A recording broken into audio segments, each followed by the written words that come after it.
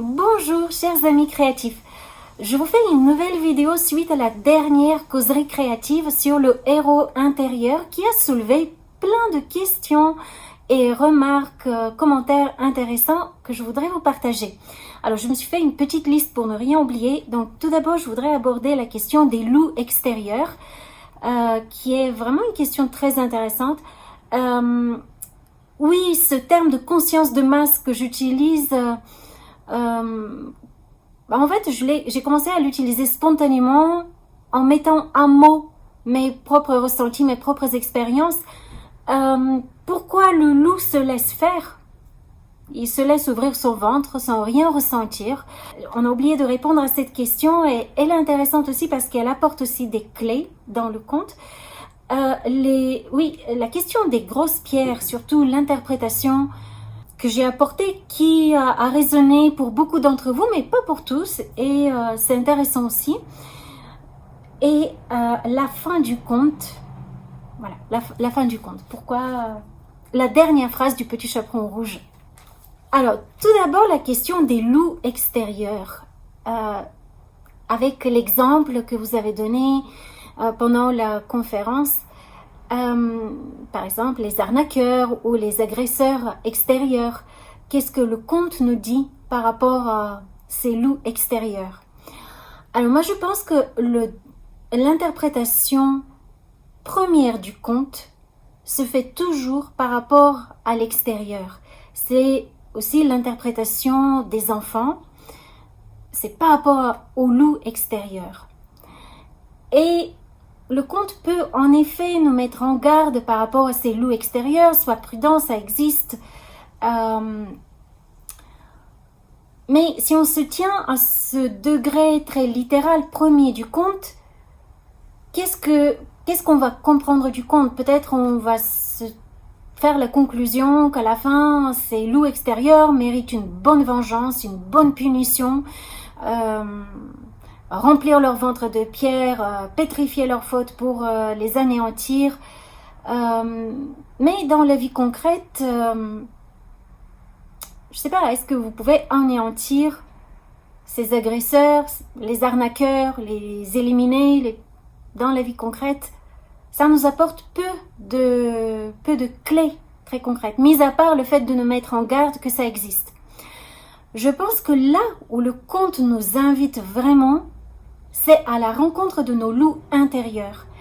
Et c'est là où ces contes deviennent vraiment intéressants et on peut mettre tous les éléments du puzzle se mettre en place. Parce que si vous restez à l'interprétation extérieure du conte, vous allez voir qu'il y a plein d'éléments de puzzle qui restent sans réponse.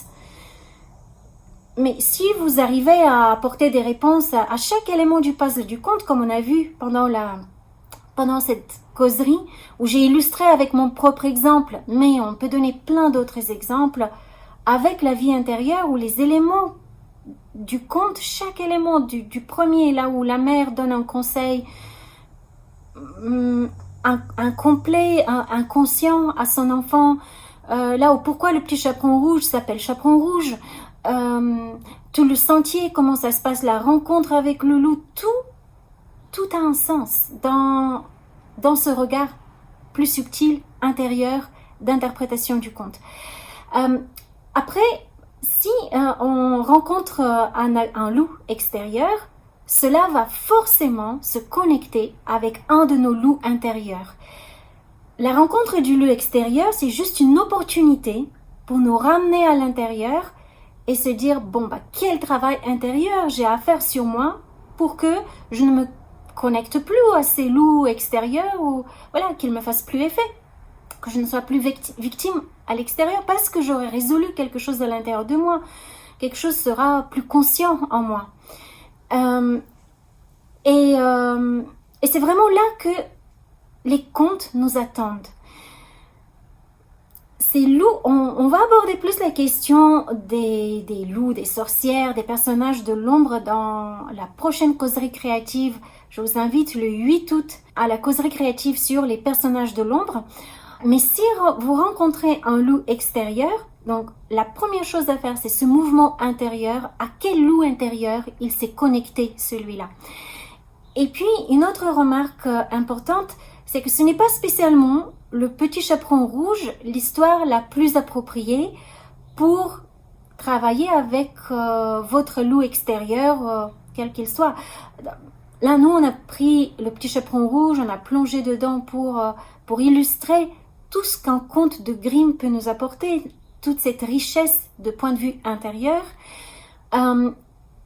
Mais il y a plein de contes de Grimm et les histoires d'arnaque, par exemple, il y en a plein dans les contes de Grimm, mais abordées de façon différente. Et selon votre histoire, selon votre vécu, ça va être plus un conte ou un autre qui va vous aider vraiment. Pour cela, ce que je vous suggère, c'est de photocopier le sommaire des contes, du livre de contes de Grimm, et de découper des petites languettes, chaque conte.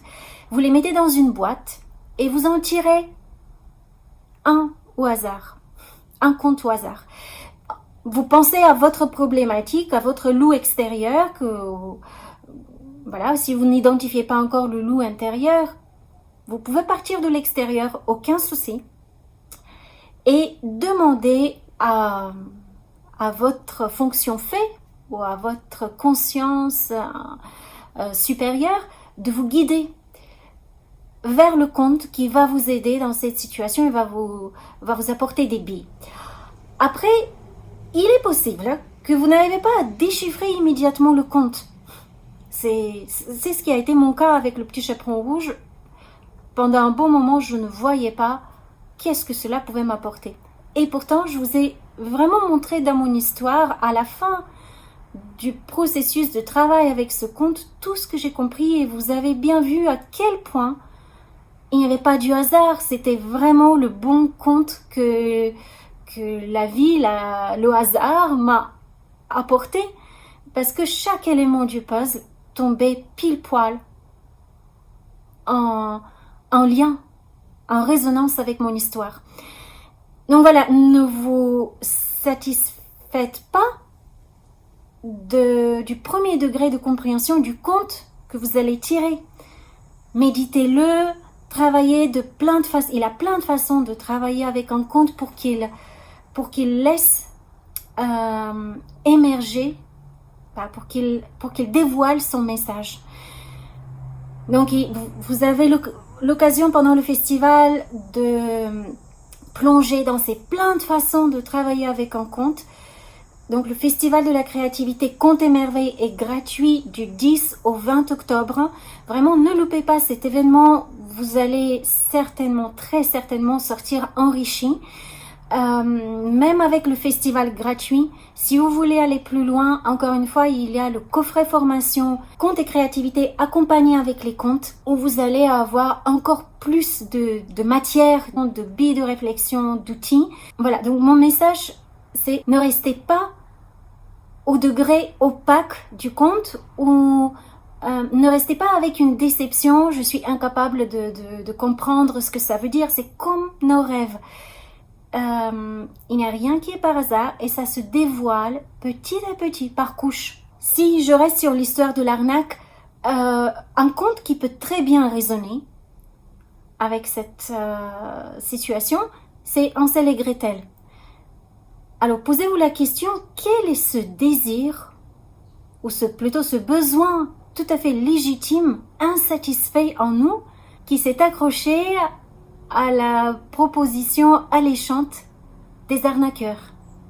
Voilà, quel est ce besoin légitime, mais tellement affamé, qu'il a accroché à cette proposition qu'on vous a tendue et ce piège dans lequel vous êtes tombé.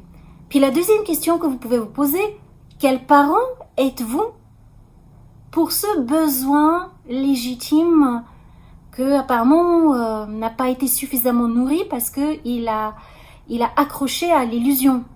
Il a été tellement affamé, ce besoin à l'intérieur de nous, qu'il a accroché à une illusion. Donc, quel parent êtes-vous pour cet enfant besoin? Puis, vous pouvez voir les arnaqueurs comme les sorciers, comme la sorcière du conte. Mais moi, ce que je vous invite de faire, et je pense profondément, c'est ce que le conte vous invite de faire, c'est de voir quelle est la sorcière intérieure qui, même si les arnaqueurs ne sont plus là dans votre vie, mais cette sorcière, si vous n'avez pas travaillé avec elle, cette ombre intérieure, ça se trouve qu'elle est toujours là et en sourdine, en cachette, elle fait travailler ce besoin intérieur, tout à fait légitime, cet enfant besoin, mais elle le fait travailler de façon, elle l'exploite en fait, de façon détournée. Pas vraiment pour qu'il puisse s'épanouir, révéler ses richesses, mais elle détourne son travail, son énergie à son profit. Donc,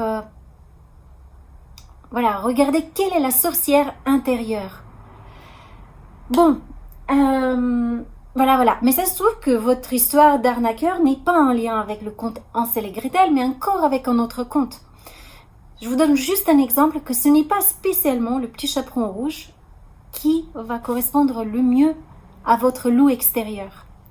Ensuite, la question de conscience de masse. Oui, moi j'utilise ce terme de façon... j'ai commencé à l'utiliser de façon spontanée pour nommer ce poids de la conscience de la société actuelle telle qu'elle est, qui n'est ni positif ni négatif, c'est juste ce qu'on admet comme du bon sens ou comme normal parfois dans notre société d'aujourd'hui. Et dès qu'on ressent quelque chose de différent de l'intérieur, quelque chose qui va vouloir sortir de cette conscience de masse, et bien là on va être en confrontation et ça va être difficile et que cette conscience de masse va chercher à engloutir. Et il y a une de vous, je voudrais vous partager ce qu'elle a écrit dans son email qu'elle m'a envoyé ce matin. C'est Isabelle Fouret de Chonac. J'ai trouvé ça vraiment intéressant. Elle nomme la conscience de masse différemment. Elle appelle ça le poids sociétal. Et en effet, c'est un très bon terme, je trouve. Elle dit, je te rejoins sur la conscience de masse que j'appelle le poids sociétal, que j'ai identifié, surtout après le mariage où la femme se met dans la posture d'épouse modèle convenue, sans que son mari n'attende rien. Oui. Et elle lave, court, repasse, cuisine, etc. beaucoup plus qu'à l'accoutumée, jusqu'à s'oublier. La prise de conscience est importante pour pouvoir mettre en place les actions. Oui, en effet, c'est un superbe exemple. Et moi, j'ai donné l'exemple avec les enfants à l'école, un enfant qui va se trouver dans une classe qui n'est pas du tout motivée, la conscience de masse de la classe va chercher à engloutir son élan premier, et c'est inévitable. On ne peut pas l'éviter, on ne peut pas la craindre, et on ne peut pas l'éviter non plus, mais on peut travailler, et le conte nous dit qu'il existe une sortie, qu'il faut trouver la brèche, l'incision avec un coup de ciseau qui peut nous faire sortir de cette conscience de masse. Mais alors vous allez me dire, est-ce que ça veut dire qu'il faut toujours sortir de son travail ou de l'école, toujours déscolariser nos enfants? Est-ce que c'est toujours ça la solution? Non, bien sûr que non. Ce n'est pas ce que les contes nous disent. Les contes nous disent, quand vous êtes dans une engloutie, la première chose à faire, c'est demander à la fonction fait. Demandez l'inspiration qui est juste pour vous. Ce qui a été juste pour moi, la réorientation professionnelle ne sera peut-être pas juste pour quelqu'un d'autre. Alors je vous donne un autre exemple où un enfant a sorti de la conscience de masse sans être déscolarisé. Et là, c'est un exemple de mon expérience. C'était une gamine que je n'ai pas eue comme élève et c'était ma collègue de français qui nous partageait son cas en salle des profs. C'était une gamine assez brillante, voilà, une très bonne élève dans une école en région parisienne, mais pareil, engloutie par la conscience de la classe qui n'avait pas très envie d'aller à l'école, et voilà, elle subissait, c'était l'intello de la classe et subissait les mauvais traitements des autres.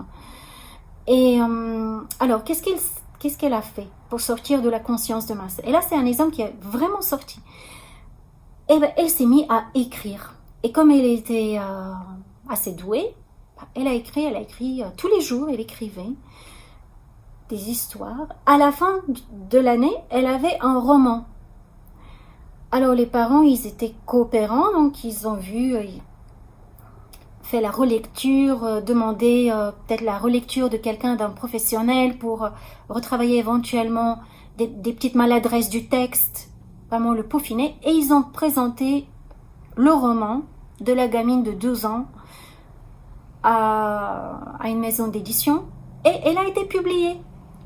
Elle a publié un livre à l'âge de 12-13 ans. Elle était autrice et en plus, je crois qu'elle avait, à l'époque où ma collègue de français, elle nous racontait l'histoire, je crois qu'elle avait déjà publié 2 tomes, 2 volumes, et le 3e qui était en cours de route. Et cette gamine est devenue intervenante dans les classes au collège sur son livre, sur son roman d'aventure d'adolescent. Et ce qui s'est passé, c'est que on achetait son livre. Les gamins, les profs, les autres acteurs de l'enseignement devenaient ses clients. Et là, elle a complètement sorti parce que il n'y avait plus de lieu de moquerie, parce que tout le monde voulait être comme elle. Tout le monde veut être auteur, gagner de l'argent avec ses livres à l'âge de 13 ans. Mais quel formidable exemple de sortie de la conscience de masse. Mais comment elle a fait? Elle ne s'est pas révoltée contre ses camarades. Celui-là me fait ci, celui-là me fait ça. En fait, elle a cherché à l'intérieur d'elle la réponse, qui pour elle est venue à travers l'écriture. Donc voilà, pour sortir de cette conscience de masse, oui, il y a c'est une ombre, mais cette ombre peut être vaincue. Et pour cela, la clé, c'est regarder à l'intérieur, demander à la fonction fait, fonction créativité, conscience supérieure, de vous apporter les billes qui vont vous apporter votre solution à vous. La question sur pourquoi le loup se laisse faire.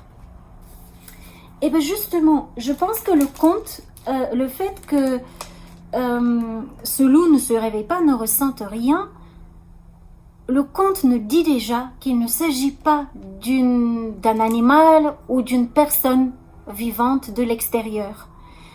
Parce que si vous faites ça à vos arnaqueurs, vos loups extérieurs, forcément, ils vont ressentir, ils ne vont pas se laisser faire. Vous allez rencontrer de la résistance. Il n'y a aucun doute. Mais là, le conte nous dit que non, ce loup-là, c'est pas le loup extérieur. Ce loup-là, il se laisse faire. C'est que il s'agit il s'agit d'une ombre, d'une énergie qui n'a pas de conscience propre. C'est une énergie qui est une illusion quelque part, tout en ayant une réalité pour nous, puisqu'on l'a subie. Mais c'est tout simplement une masse d'énergie. Ce n'est pas un être vivant en chair et en os qui va ressentir, elle n'a pas d'intériorité propre.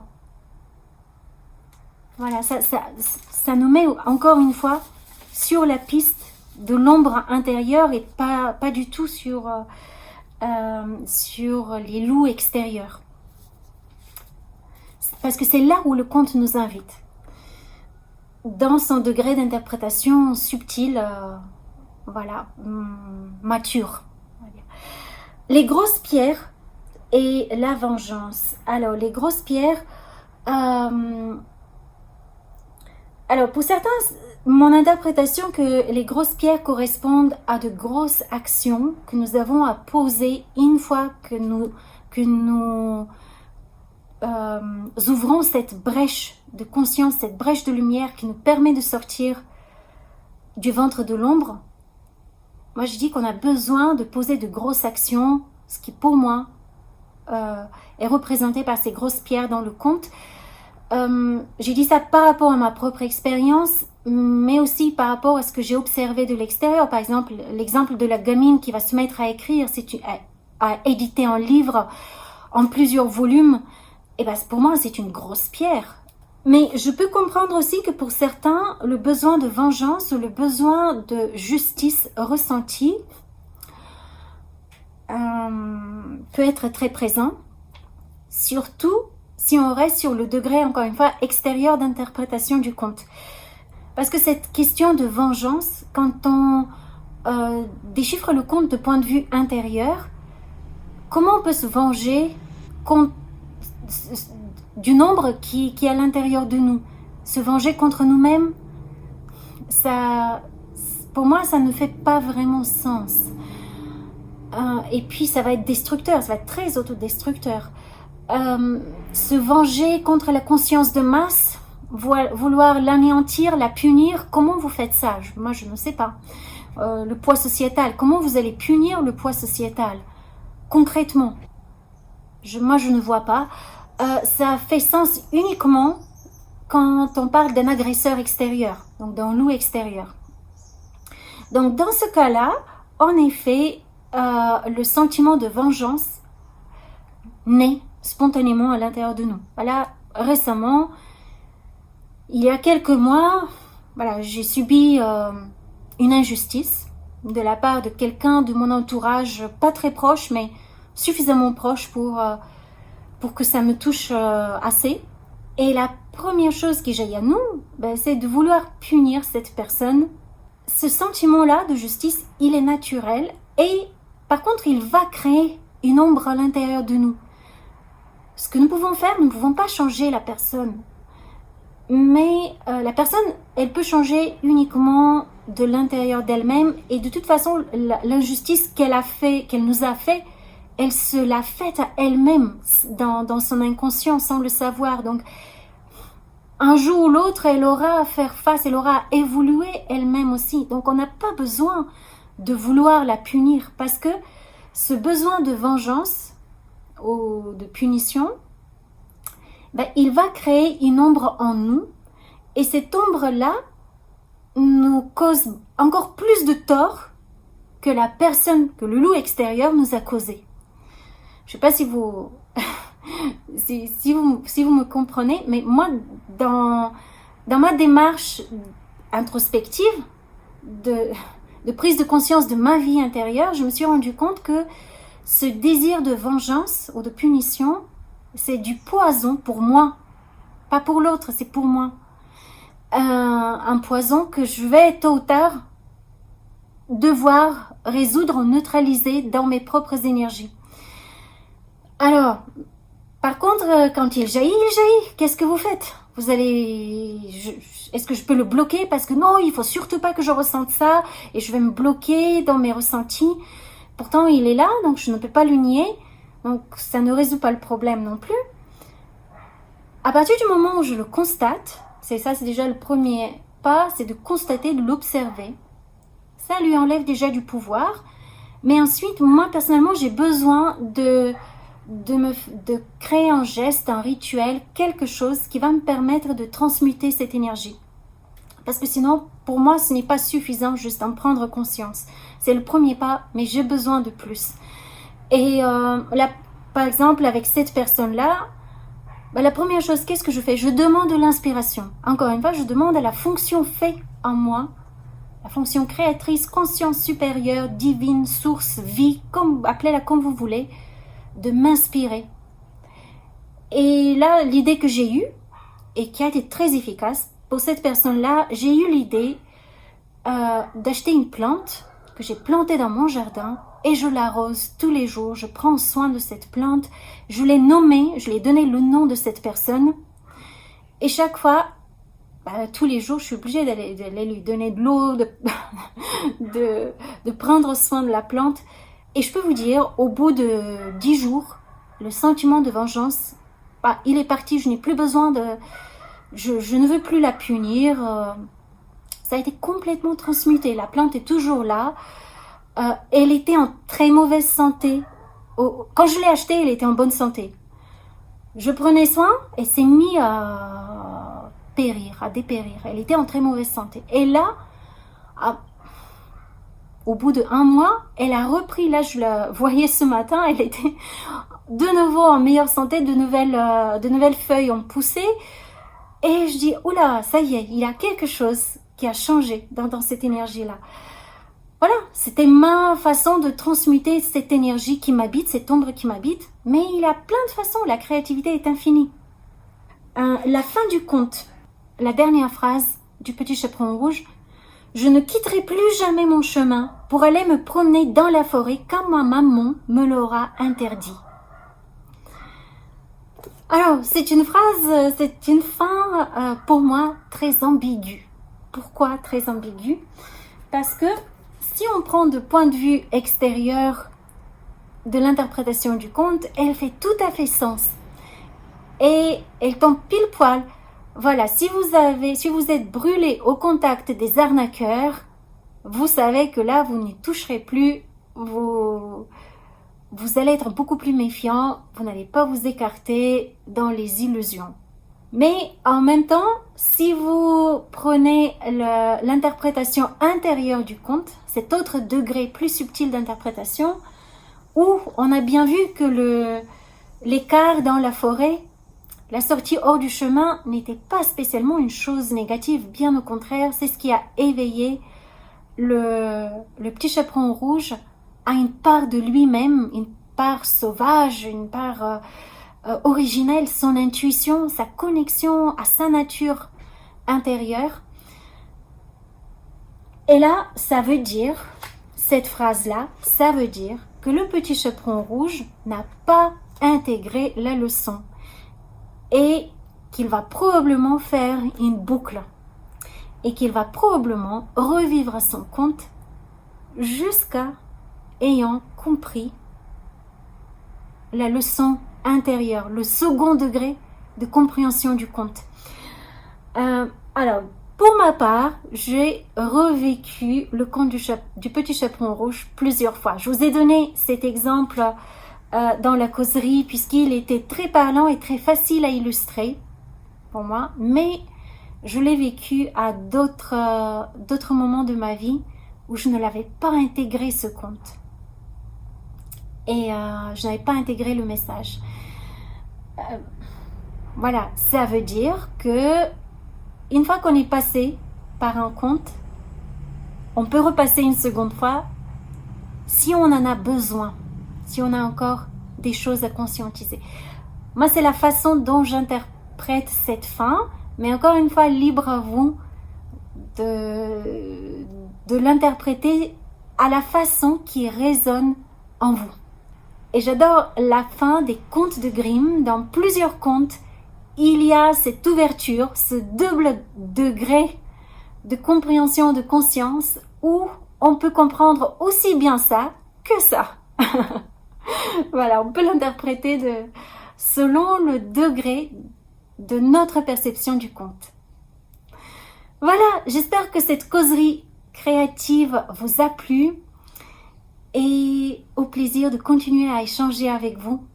N'hésitez pas, si vous avez d'autres questions, si la vidéo vous a plu, n'hésitez pas à mettre un pouce, à la relayer pour que d'autres puissent la découvrir et au plaisir de nouvelles rencontres créatives.